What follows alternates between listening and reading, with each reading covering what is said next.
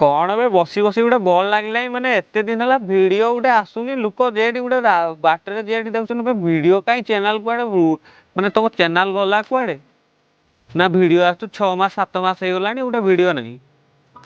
ଆକାଶ ଭାଇ ଫୋନ କରୁଛନ୍ତି ସିଏ ଆକାଶ ଭାଇ ପରିକଳ୍ପନା ରାଇଜରେ କୁଆଡେ ହଜି ଯାଇଛନ୍ତି କଣ ଷ୍ଟୋରି ଯେ ଲେଖୁଛନ୍ତି 6 ମାସ ହେଲା ସ୍କ୍ରିନ୍ ରୁ ପୁରା ଗାୟବ।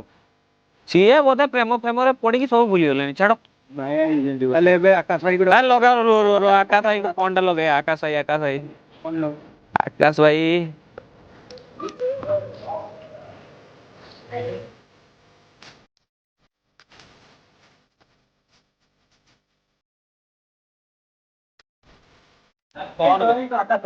ଭାଇ କୁଆଡେ ଯାଇଥିଲ? ଏବେ ଜଷ୍ଟ କଲ୍ କରିଥିଲି। ମାଛ ଫାଛ କଣ ନେଇକି ପଳେଇ ଆସିଛ? ଆରେ ଗୋଟେ କାହାଣୀଟେ ଲେଖିଛି। ହଁ 6 ମାସ ପରେ କଣ କାହାଣୀ ଲେଖିକି ପଳେଇ ଆସିଛ? ଆରେ ଶୁଣ ମଝିରେ ଟିକେ ଅବାଗିଆ ଜିନିଷ ସବୁ ହେଇଯାଇଥିଲା। କଣ ବାକିଆ ହେଇଥିଲା ତୁମର ମତିଭ୍ରଷ୍ଟ ହେଇଯାଇଥିଲା ତୁମେ ଅଲଗା ଲାଇନକୁ ଟିକେ ପଳେଇଥିଲ। ନାଇଁ ସେଇଟା କଥା ନାଇଁ ଆକ୍ଚୁଆଲି ଆମର ଗୋଟେ ନୂଆ ପ୍ରୋଜେକ୍ଟ ମୁଁ ଭାବୁଥିଲି ହେଲା ଶୁଇ ପେଟେଇ ଉଠିକି ଭାବୁଥିଲି ହେଲା ତ ସେଇଥିପାଇଁ ମାଛଟାକୁ କିଣିକି ଆଣିଛି। ଷ୍ଟୋରିଟା ଏ ମାଛ ଉପରେ ହିଁ ବୁଲୁଛି। ମାଛକୁ ନେଇକି କଣ ଷ୍ଟୋରି? ମାଛକୁ ନେଇ କଣ ଷ୍ଟୋରି? ମାଛକୁ ନେଇକି କଣ ଷ୍ଟୋରି?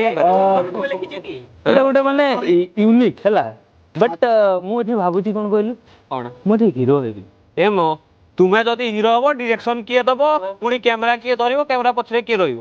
ଅଛି ଶୁଣ ମୁଁ ଲେଖିଛି ମୁଁ ହିରୋ ହେବି। ଡିରେକ୍ସନ ପାଇଁ ଗୋଟେ ନଙ୍ଘା ଟୋକାଟେ ଏମିତି ହବନି ନଙ୍ଘା ଟୋକାଟେ ଅଛି। ତମ ବଦଳରେ କିଏ ଡାକୁଛି ଏ ବାବୁ ଆସିଗଲୁ ଆସେ ଏଇ ତ ଆମ ଭାଇ ଆସିଲେ ବସ ଏଇ ପିଲାଟାକୁ ଦେଖିଲା ଭଳିଆ ଲାଗୁଛି କିଏ ଗୋଟେ ଭିଡିଓରେ ଦେଖିଥିଲି ବୋଧେ। ମାଡ ଫାଡ ସବୁ ଉଡେଇବ ହେଲା ଏ କନସେପ୍ଟଟା ଏମିତି ଅଛି ଧୂଳି ପଡିକି ଉଡିବ ତ ମାନେ ମୁଁ କଣ ଆକ୍ଟିଂ କରିବି ନା କଣ? ତମେ ଠିକ ଯେ ଇଏ ମାନେ ଭିଡିଓ ପୁଣି ସିନେମାଟୋଗ୍ରାଫର ପାଇଁ ଗୋଟେ କ୍ୟାମେରାମ୍ୟାନ ଦରକାର। ନା ମୁଁ ଗୋଟେ ବଡ ପ୍ରୋଜେକ୍ଟରେ ଇଏ କଣ ଯଦି ନା ବାହୁବଲି 3 ସୁଟ୍ ହଉଛି ତମେ କଣ ଜାଣିଛ?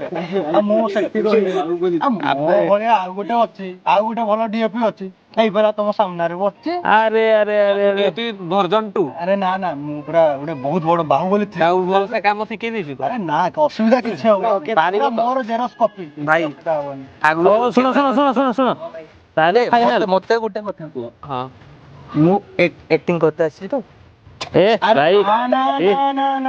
ଶୁଣ ତମେ ଡାଇରେକ୍ଟର ହବ ଏଥିରେ। ଏଇଟା ଠିକ ହଉନି ମୁଁ ଗୋଟେ ହିରୋ। ଯଦି ତମେ କହୁଛ ତମକୁ ଗୋଟେ ବଢିଆ ସିନଟା ଦେବି ଖାଲି ଶୁଣ ସେଟା ଏଠି କହିଲେ ସବୁ ଜାଣିଯିବେ ହେଲା କାନ ମୂଳେ କହୁଛି କରିବ ତ? ଠିକ କଥା କହିଲ ବଟ୍ କିଛି ସାକ୍ରିଫାଇସ୍ କରିବା ପାଇଁ ପଡିବ। କରିବ ତ? ନାଇଁ ରିସେଣ୍ଟଲି କଣ ହେଇଥିଲା ମୁଁ ଟିକେ ମାନେ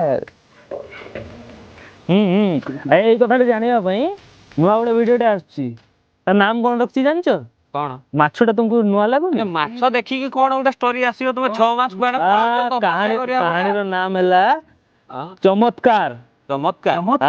ଭିଡିଓ ଦେଖିଲେ ଜାଣିବ ଯେ ହବ କେମିତି ଚମତ୍କାର।